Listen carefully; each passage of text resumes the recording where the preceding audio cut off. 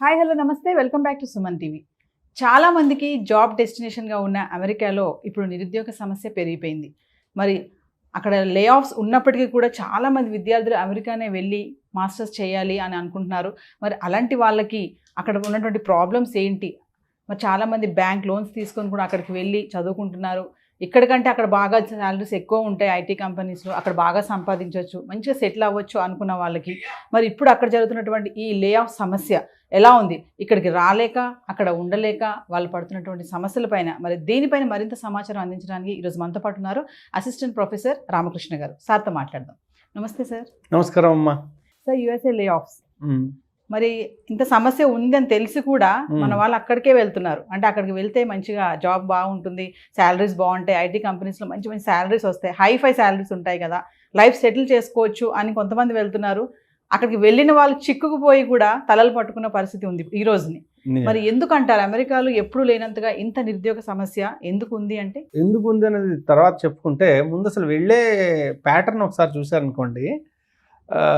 Covid తర్వాత అందరూ ఏమనుకున్నారంటే అయ్యో రిస్క్ తీసుకోరు, బయటికి వెళ్ళరు అనుకున్నారు. సో ఓన్లీ 2020-2021లో కొంచెం తగ్గారు number of students who have gone to US. ఇప్పుడు అమెరికా అనేది అతిపెద్ద డెస్టినేషన్ అయిపోయింది మన స్టూడెంట్స్కి. అది మీరు న్యూస్లో చూసారంటే హయ్యెస్ట్ నెంబర్ ఆఫ్ స్టూడెంట్స్, అత్యధిక విద్యార్థులు ఇప్పుడు అమెరికా వెళ్తున్నారు. అండ్ సంవత్సరానికి అది పెరిగిపోతుంది కూడా. అంటే 22, 23, 24 ఈ 3 సంవత్సరాల్లోనూ సంవత్సరానికి ఇంకా పెరుగుతూనే ఉన్నారు. దాదాపు 150,000 మంది విద్యార్థులు వెళ్తున్నారు. కాబట్టి అక్కడ ఏదో ఉంది వెళ్తున్నారు అంటే. ఈ అమెరికన్ డ్రీమ్ అనేది ఇంకా వదలలేదు ఇంత ఇదిగా ఉన్నా. అయితే సంక్షోభం ఎందుకు వస్తుందయ్యా అంటే ఇది మనం ఒక సైకిల్, ప్రతి దేశానికి ఇది సామాన్యమే. అందున ఇప్పుడు ఏంటంటే వాళ్ళకి ప్రెసిడెన్షియల్ ఎలక్షన్స్ జరుగుతున్నాయి ఈ నవంబర్లో. సో ఆ సమయంలో ఏమవుతుందంటే కొంచెం అనిశ్చితత ఉంది. చాలామంది మాకు తెలిసిన వాళ్ళు, బంధువులు, వీళ్ళందరితో మాట్లాడుతున్నా, ఫ్రెండ్స్తో మాట్లాడుతుంటే తెలుస్తుంది ఏంటయ్యా అంటే లే ఆఫ్స్ అనేవి మొహమాటం లేకుండా చాలా ఫాస్ట్గా ఉన్నాయి. వాళ్ళు కూడా ఏంటంటే నెక్స్ట్ ఎవరు రాబోతున్నారు అనే ఒక ఆందోళనలో ఉన్నారు. డెమోక్రాట్స్ వస్తారా, రిపబ్లికన్స్ వస్తారా అనేది పక్కన పెడితే ఎవరు వస్తారనేది తెలియకపోవడం వల్ల చాలా ఇన్వెస్ట్మెంట్స్ కానీ చాలా రకమైన బిజినెసెస్ కానీ కొంచెం ఫ్రీజ్లో ఉంటాయి, స్లో ఉంటుంది. ఈ స్లో డౌన్ ప్లస్ వాళ్ళకి ఆల్రెడీ ఆర్థిక మాంద్యం దెబ్బ ఆల్రెడీ ఉంది. అది గత 2 ఏళ్లుగా అది నడుస్తూనే ఉంది. ఈ రెండు కలిపేసరికి ఏమైందంటే చాలా పెద్ద సమస్యగా మారింది. అందుకని మనం ఇప్పుడు చూస్తున్న ఈ రకమైన ఏమైనా సమస్యలు చూస్తున్నాం అంటే మొట్టమొదటిది బిజినెస్ స్లో డౌన్ అయింది. బిజినెస్ స్లో డౌన్ అవడం వల్ల రిక్రూట్మెంట్స్ తగ్గి ఉన్న వాళ్ళని తీసేయడం జరుగుతుంది. తీసేయడంతో ఎక్స్పీరియన్స్ ఉన్న వాళ్ళని తీసేయడంతో అసలు ఫ్రెషర్స్కి అవకాశాలు లేకుండా పోతున్నాయి. సో మీరు అన్నట్టు అక్కడికి వెళ్ళిన తర్వాత వెంటనే వచ్చేయడం, అది రకరకాల రీజన్స్ అవ్వచ్చు. అయ్యో మనం ఇంత ఖర్చు పెట్టాము, మనం ఎలా అయినా మళ్ళీ సంపాదించాలని రీజన్ అవ్వచ్చు. లేకపోతే వెనక్కి వచ్చి ఏ మొహంతో వెనక్కి వస్తామనే ఒక భావన అయ్యి ఉండొచ్చు. ఏ రకమే అక్కడ ఇబ్బంది పడుతున్నారు. మాకు తెలిసిన వాళ్ళే దాదాపు 10-12 మంది ఉన్నారు అందులో. ఏది ఎంఎస్ కంప్లీట్ అయ్యి ఉద్యోగం రాక వెనక్కి రాకుండా ఉన్నవాళ్ళు. ఎందుకంటే దాదాపు 50-60 లక్షల అప్పు ఉన్నాయి అందుకు. సార్, ఇప్పుడు మాస్టర్స్ చేసి డిగ్రీ చేసిన వాళ్ళు మన ఇక్కడి నుంచి ఇండియా నుంచి అక్కడికి వెళ్ళి ఉద్యోగాలు లేక రోడ్లపైన తిరుగుతున్నారు సర్టిఫికెట్స్ పట్టుకొని అని అంటే ఏం చెప్తారు? అంటే అదే అంటే కొంచెం మనం వాస్తవంలో బ్రతకడం అనేది చాలా ముఖ్యం. ఇక్కడ ఏమవుతుందంటే అక్కడికి వెళ్తే ఏదో రకంగా బతికేయచ్చు అనేది ఒకప్పుడు నిజంగానే జరిగేది.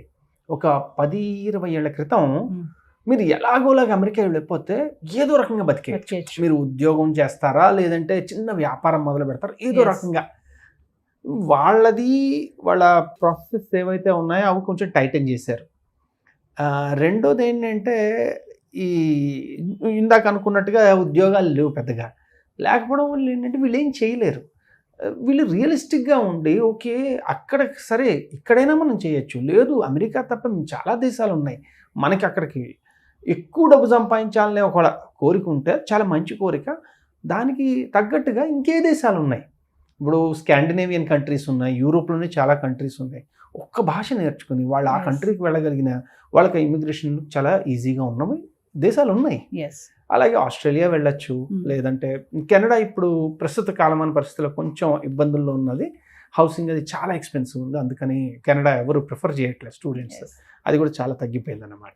గతంలో చూసుకుంటే వేల సంఖ్యలో రిక్రూట్ చేసినటువంటి ఐటీ కంపెనీస్ ఇప్పుడు ఉన్న ఫలంగా ఉద్యోగాలు లేవు అని చెప్పేసి తీసేస్తున్నాయి. ఆల్రెడీ వాళ్ళకి ఈమెయిల్స్ కూడా పంపడం జరిగిందంట. అవును, దీన్ని ఎలా చూడొచ్చు అంటారు? ఒకప్పుడు రండి రండి అని తీసుకున్న కంపెనీస్, అది ఎప్పుడో సినిమా ఉండేది అంతం కాదు ఇది ఆరంభం అని, ఆ సినిమాని ప్రస్తావించుకుని ఇది మనం చూస్తుంది ఏమీ కాదు. ఎందుకంటే ఆర్టిఫిషియల్ ఇంటెలిజెన్స్ తాలూకా పూర్తి స్థాయి ఇంపాక్ట్ ఇంకా మనం చూడట్లా.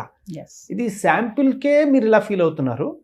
ఇది రాను రాను అది ఏమవుతుందంటే చాలా నార్మల్గా చేసే కోడింగ్ జాబ్స్ కానీ చిన్న చిన్న రొటీన్ టాస్క్స్ ఏవైతే ఉంటాయో వాటన్నిటినీ అది తీసేస్తుంది. అది ఎలా ఊహించుకోవచ్చు అంటే మనం ఒక 1000 మంది ఉన్న సాఫ్ట్వేర్ కంపెనీ అనుకోండి, అందులో ఒక 400 మందో 500 మందో డెవలపర్లు ఉన్నారనుకుందాం. సో 400-500 మంది డెవలపర్లని మొత్తంగా తీసేయక్కర్లే, కానీ 100 మందిని ఈజీగా మనం తీసేయగలిగినట్టుగా మనకి ఈ కోడ్ ఉంది. సో ఈ సాఫ్ట్వేర్ వీళ్ళు ఆర్టిఫిషియల్ ఇంటెలిజెన్స్ అనేది ఇంప్లిమెంట్ చేయడం మొదలు పెడుతుంటేనే ఇలా ఉంది. ఇప్పుడు రిక్వైర్మెంట్లు ఏమవుతున్నాయంటే హయ్యర్ లెవెల్స్లో చాలా ఎక్కువ ఉంటున్నాయి. చాలా హై లెవెల్ ఆఫ్ స్పెషలైజేషన్ ఉన్న వాళ్ళు బాగానే ఉంటారు, వాళ్ళకి అసలు సమస్య ఉండదు. ఎప్పుడైతే మనం ఇంకా వెళ్ళి ఎంట్రీ లెవెల్లో, ఇప్పుడు మనం ఎవరి గురించి మాట్లాడుకుంటున్నాం, ఇప్పుడే వెళ్ళి అక్కడ ఉందాం అనుకుంటున్నారు, ఇది చేద్దాం అనుకుంటున్నారు. ఆల్రెడీ అక్కడ ఓవర్ సప్లై ఉంది. ప్లస్ ఇది ఒక్క ఇండియన్స్కే సంబంధించింది కాదు కదా, ప్రపంచంలో చాలా దేశాలు సంబంధించిన వాళ్ళు అక్కడికి వెళ్ళేది ఇలానే సెటిల్ అవుదాం అనుకుంటారు. మరి అప్పుడు ఆ ఓవర్ సప్లై ఉంది, ప్లస్ ఆర్టిఫిషియల్ ఇంటెలిజెన్స్ ద్వారా ఉండడం వల్ల చాలా ఉద్యోగాలకి నిజంగానే ఎసరు వచ్చింది. ఈ రెండిటి వల్ల మనం ఇరుక్కుని నలుగుతున్నారు ప్రస్తుతానికి. అది సార్, ఒకటి ఏంటంటే అమెరికా వెళ్ళాలి అంటే కొంతమందికి సఫిషియెంట్గా అమౌంట్ మనీ ఉంటుంది, లేదంటే కొంతమంది అసెట్స్ అమ్ముకొని, లేదంటే బ్యాంక్ లోన్స్ తీసుకొని వెళ్తారు. మరి ఇప్పుడు ఇలాంటి పరిస్థితులు అలా తీసుకుని వెళ్ళిన వాళ్ళు ఇక్కడికి రాలేక, అక్కడ ఉండలేక, ఈఎంఐ కట్టలేక, మరి వాళ్ళు పడుతున్నటువంటి ఇబ్బంది గురించి మాట్లాడుకుంటే మనం ఇప్పుడు జనరల్గా ఎలా ఉంటుందంటే అన్ని సక్సెస్ స్టోరీసే మాట్లాడుతుంటాం, ఫెయిల్యూర్స్ గురించి మనం పెద్దగా మాట్లాడుకుంటాం. అందువల్ల ఫెయిల్యూర్స్ ఎప్పుడో ఇలాగ మీ ఛానల్స్ లేకపోతే ఇంకేదైనా ఛానల్స్ దాని మీద ఫోకస్ చేస్తే కానీ తెలియదు ఇదిగో ఇలాగా ఫెయిల్యూర్ ఉందని. సో ఇలా చెప్పుకుంటే నేను ఇందాక అన్నాను కదా నెంబర్ ఆఫ్ స్టూడెంట్స్ పెరుగుతున్నారని.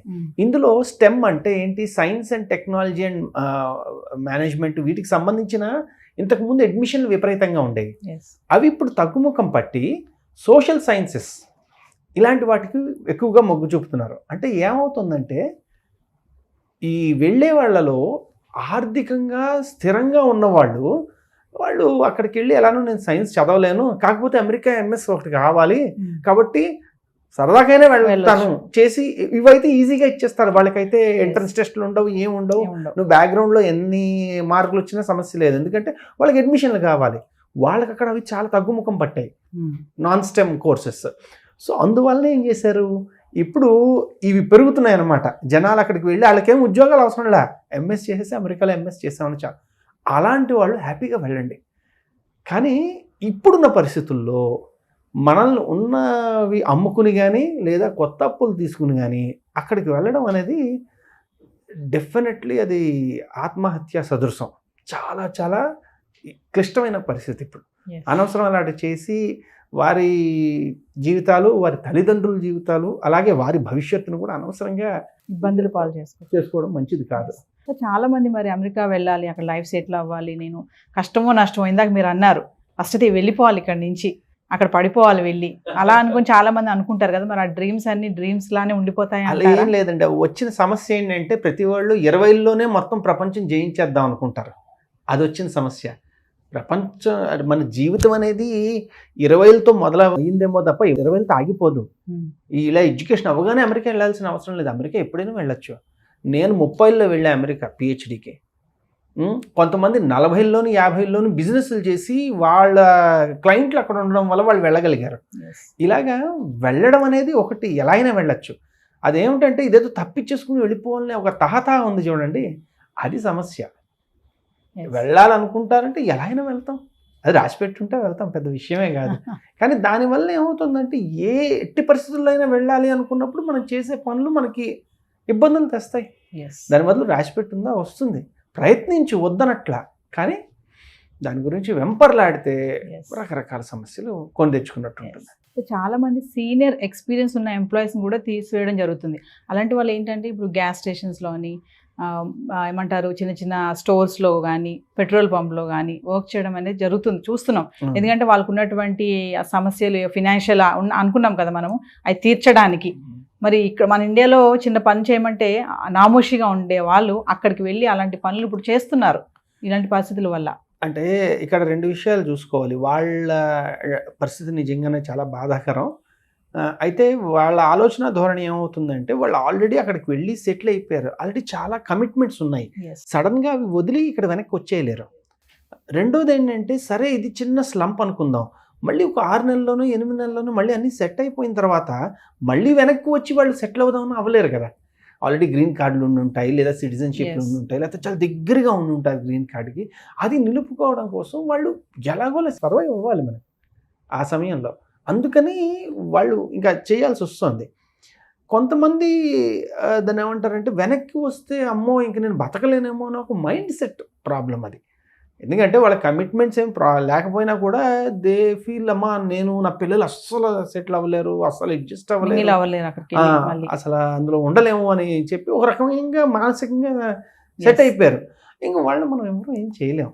ఎక్కడికి వెళ్ళిన తర్వాత అది అంటారు చూడండి, రోడ్లో తలపెట్టిన తర్వాత రోకటి పోటుకు విరువు తీరకూడదు, పడేది ఏదైతే అది మరి అనుభవించక తప్పదు అంతే. సార్ రామకృష్ణ గారు, ఓవరాల్గా ఫైనల్గా అంటే చాలా మంది విద్యార్థులు అనుకుంటారు అబ్రాడ్ వెళ్ళి ఎడ్యుకేషన్ చేయాలి, మాస్టర్స్ చేయాలనుకుంటారు కదా, మరి అలాంటి వాళ్ళకి ఇప్పుడు కొత్తగా వెళ్ళాలనుకునే వాళ్ళకి, వెళ్ళిన వాళ్ళకి ఇప్పుడు ఈ చూసినటువంటి నిరుద్యోగ సమస్య, మరి అక్కడ పడుతున్నటువంటి ఇబ్బందుల కోణం కానీ ఇవన్నీ చూసుకుంటే ఏం చెప్తారు ఓవరాల్గా?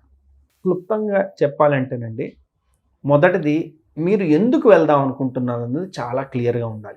ఒక పర్టికులర్ ఏరియాలో మీకు ఇంట్రెస్ట్ ఉంది, సరే ఆ ఇంట్రెస్ట్ ఉన్న వాళ్ళు ప్రపంచంలో చాలా దేశాల్లో ఉండుండొచ్చు. ఉదాహరణకి నాకు తెలిసిన వాళ్ళలో ఒక అబ్బాయికి ఆటోమేషన్ మీద చాలా ఇంట్రెస్ట్ ఉంది. ఆ కుర్రాడు జపనీస్ నేర్చుకుంటున్నాడు, జపాన్ యూనివర్సిటీస్కి అప్లై చేస్తాడు, జపాన్కి వెళ్తాడు. అక్కడికి వెళ్తున్నాడు అంటే ఒక రకమైన అస్తిత్వం, ఒక రకమైన నాలెడ్జ్ బేస్ ఉంచుకుని వెళ్తున్నాడు, అంతే తప్ప ఎలాగైనా వెళ్ళిపోయాలనే తాత కాదు. అలాగే మీరు వెళ్దాం అనుకున్నారంటే ఎందుకు వెళ్తున్నారు అది మొట్టమొదట. వెళ్ళినందుకు మీకు దానికి తగ్గ ఇవి ఉన్నాయా, క్వాలిఫికేషన్స్ ఉన్నాయా, దానికి క్యాపబిలిటీస్ ఉన్నాయా, స్కిల్స్ ఉన్నాయా, అవి మనకు సరిపోతాయా. ఎవడు పడితే వాడు వెళ్ళిపో అనగానే వెళ్ళిపోవాల్సిన అవసరం లేకుండా మనం అక్కడ స్థిరపడగలమా, ఇది ఆలోచిస్తే అమెరికానే కాదు ప్రపంచంలో ఎన్నో దేశాలు ఉన్నాయి, ఎన్నో విషయాలు నేర్చుకునే అవకాశం ఉంది. జర్మనీ ఉంది, ఫ్రాన్స్ ఉంది, ఇలా చాలా దేశాలు ఉన్నాయి. కాబట్టి మొట్టమొదటి తెలుసుకోవాల్సింది నేను ఎందుకు వెళ్తున్నాను, నాకు దానికి తగ్గ కెపబిలిటీస్ ఉన్నాయా లేదా, అవి ముందు ఇక్కడ బిల్డ్ చేసుకుంటే ఏ దేశానికి వెళ్ళినా సమస్య లేదు. ఇక్కడ ఒక విషయం అర్థం కాదు సార్, ఇప్పుడు మీరు చెప్పారు కదా చాలా దేశాలు ఉన్నాయని, అయినా సరే అమెరికా వెళ్ళాలి అనేది ముందు ఉంటుంది. ఫస్ట్ అయితే ఆ లిస్ట్లో ఫస్ట్ నేమ్ అదే ఉంటుంది. అది అమెరికా అంటే ఎడ్యుకేషన్ పరంగా చూసుకుంటే వాళ్ళకి 4000 యూనివర్సిటీస్ ఉన్నాయి. సో అక్కడికి వెళ్ళిపోయి అది అయిన తర్వాత వెంటనే ఓపీటీ వెంటనే జాబ్ అనే ఒక చిన్న పైప్ లైన్ ఏదైతే ఉందో అవన్నీ చాలా సులువుగా కనబడుతున్నాయి. మిగిలిన దేశాలన్నిటికీ వెళ్ళడం అంటే నేను ఇందాక చెప్పాను చూడండి, నేను ఇది అని చెప్పి మన ఒక ఎస్టాబ్లిష్ చేసుకుంటే వాడు పిలుస్తాడు. మనకు అంత వద్దు, చాలా సులువైన మార్గం కావాలి ప్రతిదీను. ఆ సులువైన మార్గం వల్ల ఇలాగ మనం పడుతున్నాం. అక్కడ వాళ్ళకి ఇబ్బంది ఉన్నప్పుడు మరి అంతే కదా. ఇప్పుడు మీ ఇంట్లో మామూలుగా అయితే అందరు గెస్టులు పిలుస్తారు, రెండేం చేస్తారు, అన్నీ సర్వ్ చేస్తున్నారు. ఉదాహరణకి మీ ఇంట్లోనే ఒంట్లో బాగాలేదు, మీరు చేయలేకపోతున్నారు, అప్పుడు గెస్టులు పిలుస్తారా? ఇప్పుడు అమెరికా పరిస్థితి అంతే, వాళ్ళ ఆర్థిక స్థితి బాగాలేదు కాబట్టి వాళ్ళు ఎవరిని ఎంటర్టైన్ చేయలేరు. మనం అలా అర్థం చేసుకుని దాన్ని బట్టి ఇంకో దేశానికి వెళ్ళాలి. Thank you sir. సరేనమ్మా.